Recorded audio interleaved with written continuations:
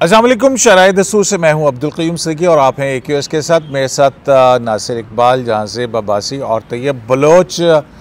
Civilian के court martial का मुकदमा तकरीबन 56-57 समातों के बाद उसकी समात मुकम्मल हो गई है और इसी हफ्ते मुख्तसर फ़ैसला सुनाया जाएगा।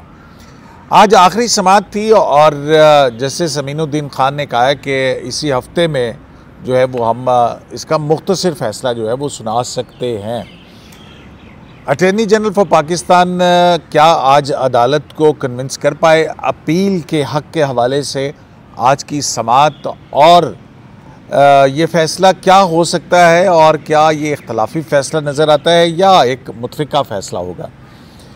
तो इस पर सबसे पहले जो है वो तैयब बलोच से पूछते हैं कि तैयब, आपको क्या लगता है कि बेंच जो है वो इन इंट्रा कोर्ट अपीलों के ऊपर क्या फ़ैसला दे सकता है? मुतफ़िका, इख्तलाफी या जो पुराना फ़ैसला है वो बहाल रह सकता है?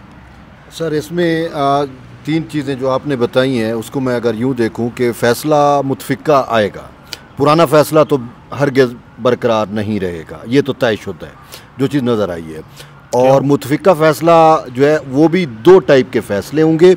उसमें जो है जो सुप्रीम कोर्ट ऑफ पाकिस्तान का जो पहले इजाज़ुल एहसन वाला और वो फ़ैसला था मिलिट्री कोर्ट्स को जो उन्होंने उड़ाया और मिलिट्री एक्ट्स को भी उसने कुछ उसकी शिकें नल एंड वाइड की, सेक्शन 21G2 और 21D1, हाँ, इससे मुतल्लिक़ सेक्शन 54 बिल्कुल, इससे मुतल्लिक़ जो फ़ैसला है वो तो मुतफ़िका आएगा, यानी कि आर्मी एक्ट को बहाल करेंगे, जो मैं कह रहा हूँ उसको ओरिजिनल शेप में बहाल करेंगे, ये मुतफ़िका पॉइंट होगा, ये मुतफ़िका होगा।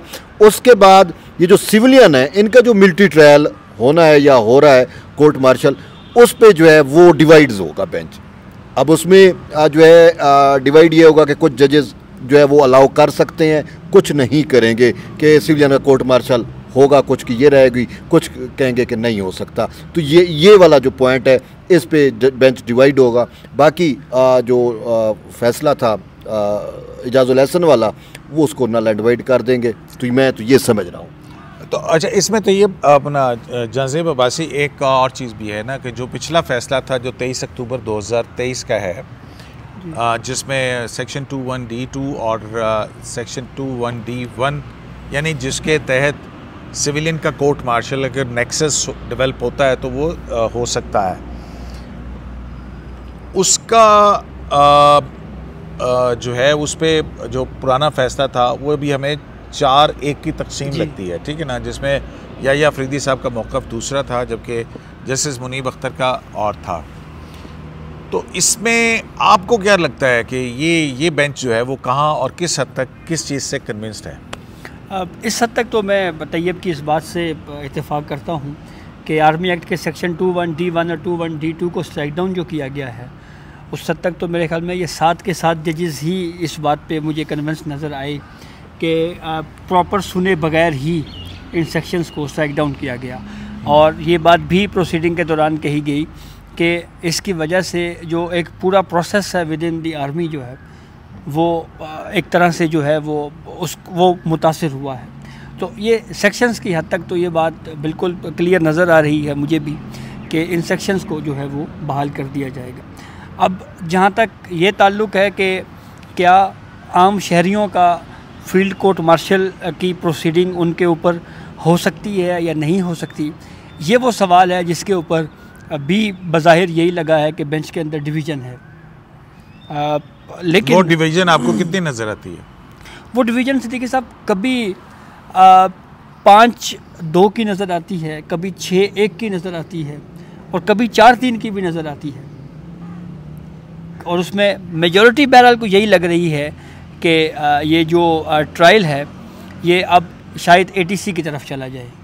तो मतलब अगर हम इसको लुब्बे लुबाब आपकी बात का मैं ये करूँ तो आप कह रहे हैं कि वो वायरीज़ के ऊपर जो फैसला वो सेटिसाइड हो जाएगा, जबकि सिविलियन के कोर्ट मार्शल से मुतल्लिक वो कहेंगे कि ये ट्रायल आप इंसदादी दहशतगर्दी की अदालतों में करेंगे, ये कह रहे हैं जी। तो नाज़िर साहब, आपकी क्या प्रेडिक्शन है? जी देखिए, जो जहांज़ेब साहब ने और तैयब साहब ने कहा है कि मैं तो उससे बिल्कुल एंडोर्स करता हूँ कि 2-1D और 2-1D2 हैरत की बात है कि इस बेंच में एक मुतफिका फैसला जा रहा है। हाँ ये देखें ना, अभी आप वो डिसेंड करेंगे ना तो वो देखें, ये तो तय है कि 2-1D1 एंड 2-1D2 रेस्टोर होगा, क्योंकि आपने ख़ुद बताया है कि जस्टिस याहिया अफरीदी जो चीफ जस्टिस ऑफ पाकिस्तान है, ये उन्होंने वाज़ेह लिखा था कि इसको हमने सेट असाइड कर दिया है बगैर डिटेल आर्गूमेंट्स के। तो ये सुना ही नहीं, हाँ सुना ही नहीं, तो ये तो दोबारा रेस्टोर होगा। जहाँ तक ये बात है कि सिविलियंस की जो ट्रायल है, जो सबसे कंटेंशियस सवाल था वो एक ही था और वो बार बार पूछा जा रहा था, और वो था राइट टू अपील दिया जाएगा जो कन्विक्ट हो गए हैं मे 9 के वाक़यात के बारे में, जिस पे चीफ जस्टिस अटॉर्नी जनरल साहब ने बात बड़ी आज वाज़िया की है। उन्होंने कहा कि पाकिस्तान एक न्यूक्लियर स्टेट है और इस किस्म की कार्रवाइयाँ जिसमें मिलिट्री इंस्टॉलेशंस के ख़िलाफ़ अटैक हो, ये नाकाबिल बर्दाश्त है और इसको रिएक्ट स्विफ्टली ही होगा, क्योंकि ये उन्होंने उस पर थोड़ा सा बैकग्राउंड भी दिया था कि पाकिस्तान में इससे पहले बहुत कुछ हुआ है, पॉलिटिकल पार्टीज़ बैन भी हुई हैं, इनके लीडरशिप जेलों में भी गए हैं, लेकिन किसी भी पॉलिटिकल पार्टी ने इतना इंतहाई इक़दाम नहीं उठाया जिसमें मिलिट्री इंस्टॉलेशंस पे अटैक हो। मतलब भुट्टो की फांसी हुई, बेनज़ीर भुट्टो की शहादत हुई और बाकी सियासी हुकूमतें और उनके ख़िलाफ़ सब कुछ होता रहा, मार्शल लॉ लगते रहे, सारा कुछ होता रहा, लेकिन ऐसा किसी ने नहीं किया। ऐसा किसी ने नहीं किया जैसा कि अपना जो PTI ने कर दिया।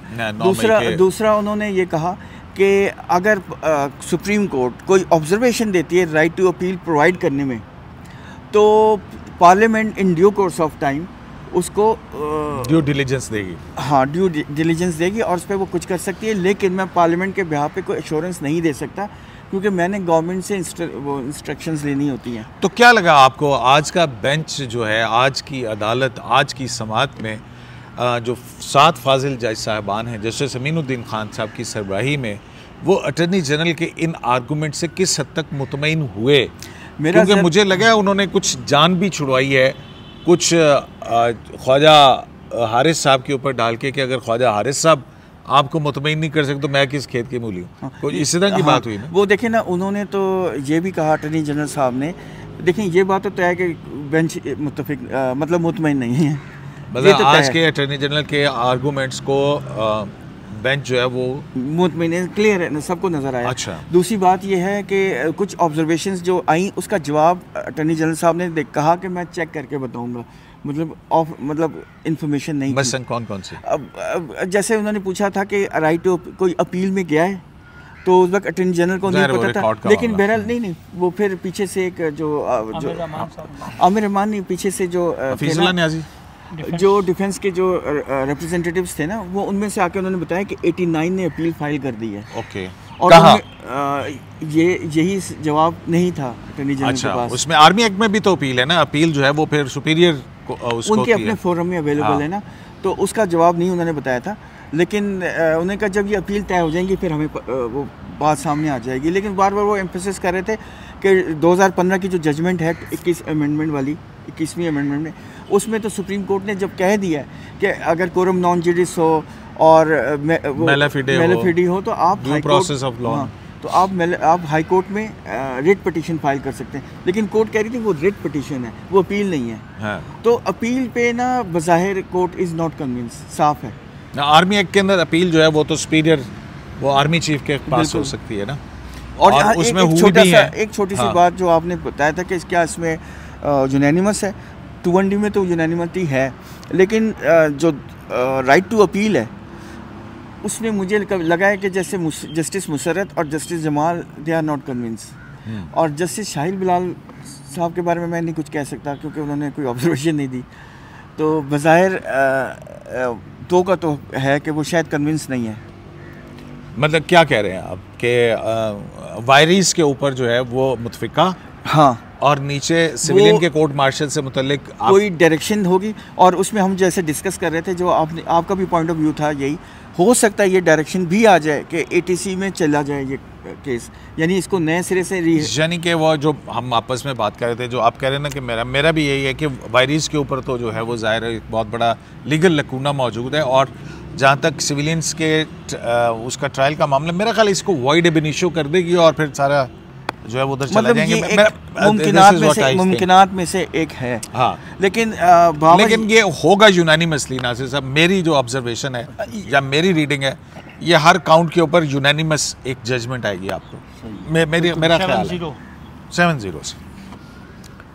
तो अपना आज अटॉर्नी जनरल ने एक आर्गूमेंट यही अपील के ऊपर ही जो है वो बहुत हुआ, क्योंकि जमाल मंतखेल साहब ने कहा, तो उन्होंने कहा कि जी मैंने ये नहीं कहा था कि अपील के ऊपर, मैंने तो कहा था मैं इंस्ट्रक्शंस लेके कहूँगा।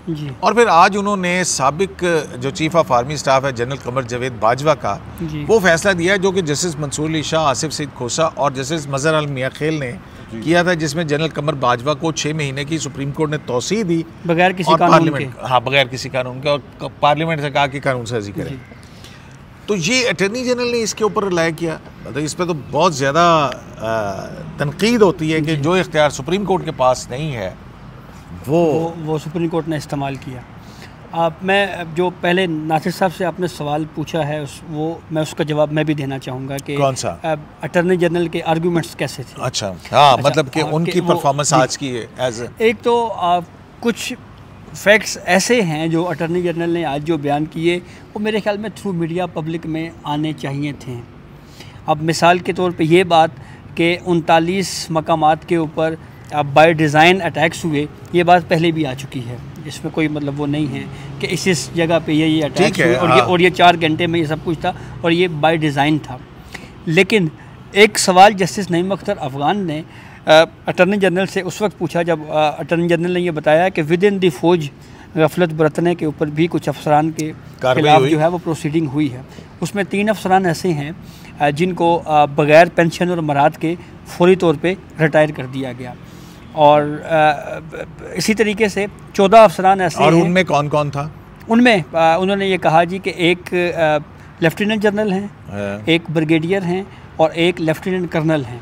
तो जस्टिस नईम अख्तर अफगान ने पूछा उनसे कि क्या ये जो कोर कमांडर लाहौर हैं उस वक्त के, उनको भी इसी वजह से हटाया गया था? तो बदियाल साहब के रिश्तेदार भी थे। अच्छा, हाँ। तो उन्होंने कहा हाँ जी, वो कोर कमांडर लाहौर जो हैं उनको भी इसी वजह से हटाया गया था। तो जस्टिस जमाल मंतखेल ने यह पूछा कि फौजदारी प्रोसीडिंग क्यों नहीं हुई, तो उस पर अटॉर्नी जनरल ने यह जवाब दिया कि इसलिए कि क्योंकि कोई फौजदारी एक्ट नहीं हुआ।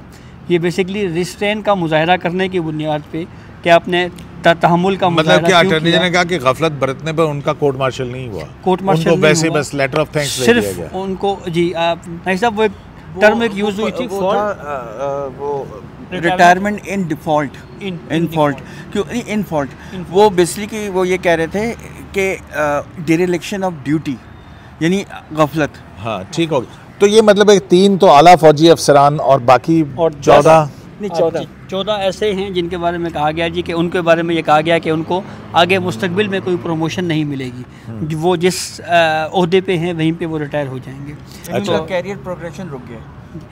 तो ये वो फैक्ट्स हैं जो पहले नहीं बयान किए जहाँ पे हैं वहीं पे रिटायर हो जाएंगे जी। और तो जो अब बाय डिज़ाइन अटैक्स वाली बात थी कि यहाँ पे अटैक्स हुए, तो इस पे कोर्ट की ऑब्जर्वेशन थी कि ये वो बातें हैं जो जब ट्रायल में या कहीं आगे अपील में आनी है तो उसमें डिस्कशन होनी है। तो ये कितने मकामात के ऊपर 39 मकामात जो थ्रू आउट पाकिस्तान? जी जी, उसमें एक रिपोर्ट भी आई थी नासिर साहब, अगर आपको याद हो, ये 9 मई की बेल एप्लीकेशन जब ऊपर आई थी, जो जिसपे चीफ जस्टिस के बेंच ने फैसला दिया कि 4 माह के अंदर ATC कोर्ट्स जो हैं वो ट्रायल को मुकम्मल करें जी। उसमें जो फैक्ट्स एंड फिगर्स आए थे उसमें फेडरल गवर्नमेंट की तरफ से या पंजाब गवर्नमेंट की तरफ से थे कि तकरीबन कुछ 35,000 के करीब जो है वो इसमें एक्यूज़ हैं, जिनमें से 11,000 गिरफ्तार हैं और 24,000 मफरूर हैं। जी बिल्कुल ठीक है ना, ये फिगर आया था। तो इट्स अ बिग नंबर जी।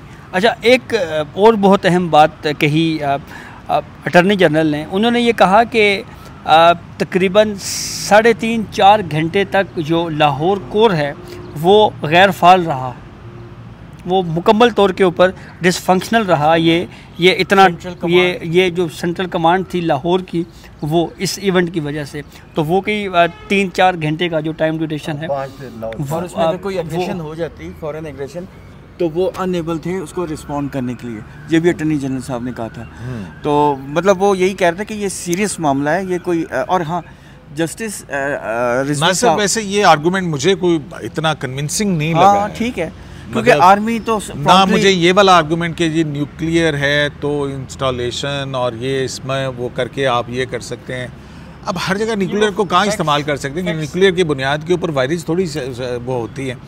और दूसरा ये कि भी अगर वो कैसे डिसफंक्शनल हो सकता है नाज़िर, क्या फ़ौज का ऐसा मैकेनिज्म है ही नहीं कि अगर एक कोर कमांडर सो गया या बेहोश हो गया तो उसके बाद उसका कोई चेन ऑफ कमांड नहीं। मैं तो बिल्कुल ठीक कह रहे हैं कि ऐसा नहीं होता। मेरे लिए तो ये हजम करना मुश्किल है। फौज में पूरा एक सिस्टम है, लेकिन इसमें ना जस्टिस सैयद हसन अजहर रिजवी साहब की एक ऑब्जर्वेशन बड़ी इंटरेस्टिंग है।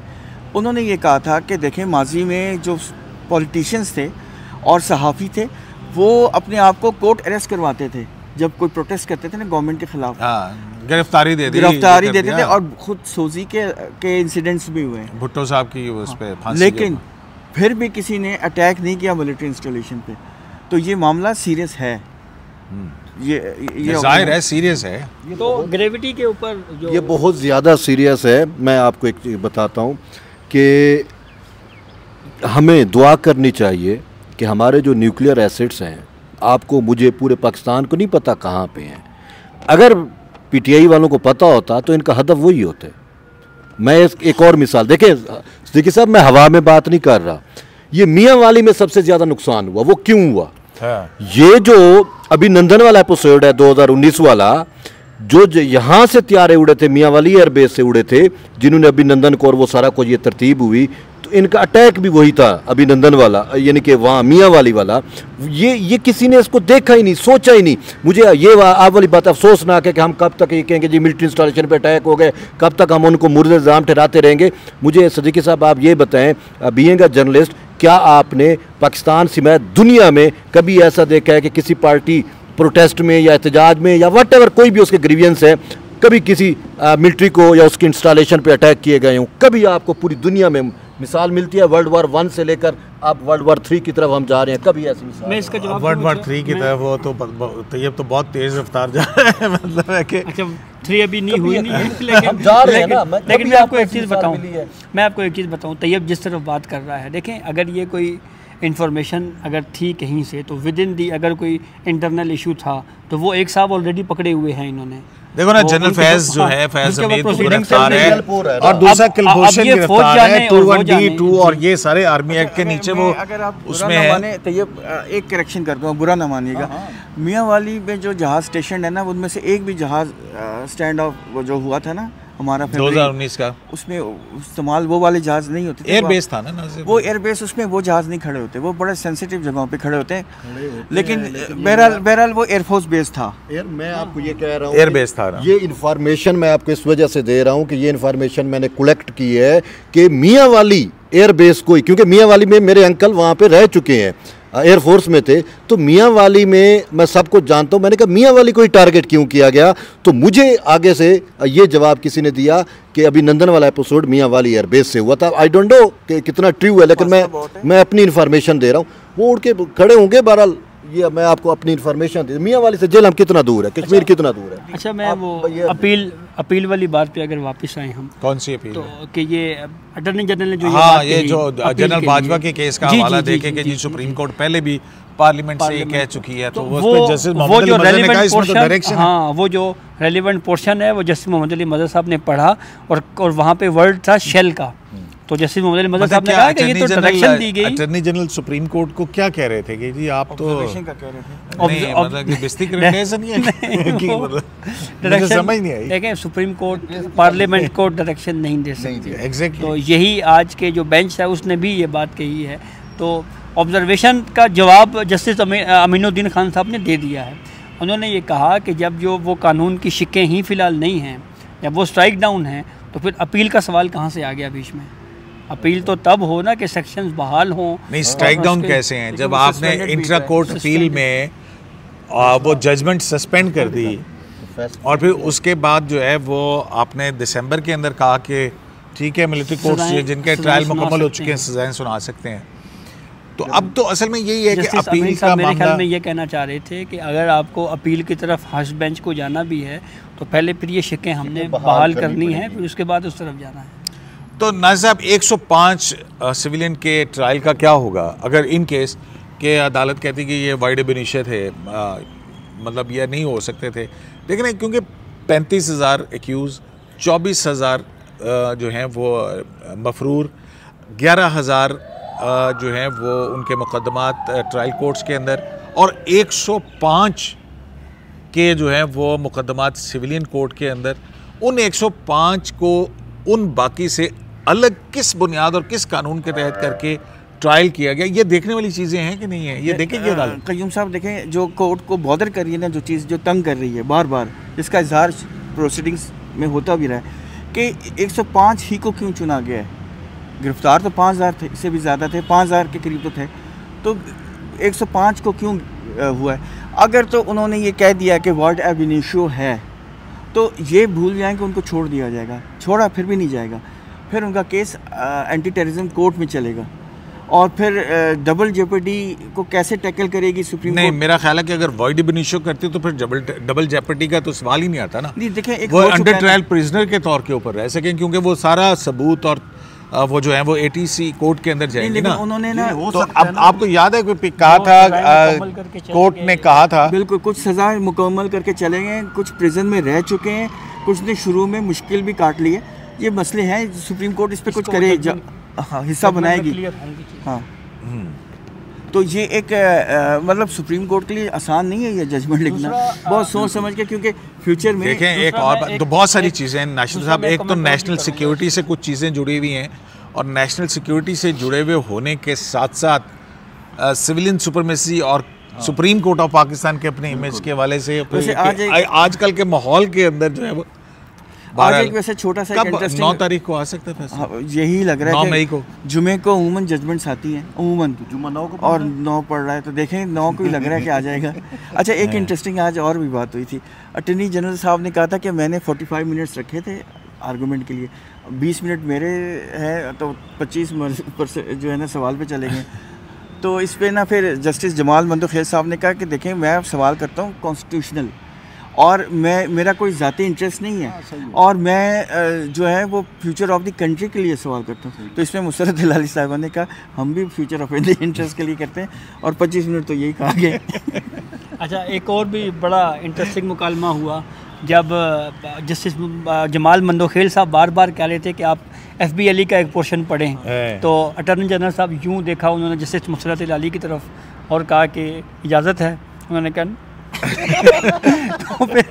तो फिर उन्होंने दोबारा परमिशन मांगी। नहीं, फिर उन्होंने ये भी कहा था, उन्होंने कहा कि जी देखें FBLE केस की बात आप कर रहे हैं, माय लॉर्ड आप कहते हैं कि पढ़ो, एक माय लॉर्ड कहते हैं ना पढ़ो, और वो कहती है कि खबरदार अगर किसी ने मुझे पढ़ के सुनाया ये। तो वैसे बहुत ज़्यादा FBLE भी जो है वो इसमें इस पे डिस्कस हुआ, तो आज भी फिर आखिर बहरहाल जैसे जमाल मंदोखेल ये लाइटर नोट्स पे जी वो पोर्शन फिर आखिर उन्होंने। अच्छा, जस्टिस मुसर्रिफ लाइन कैसे इशारा किया ऐसे क्या नहीं पढ़ना, तो वो ये एक वाक़या भी जो है वो हुआ। अच्छा, ठीक हो गया।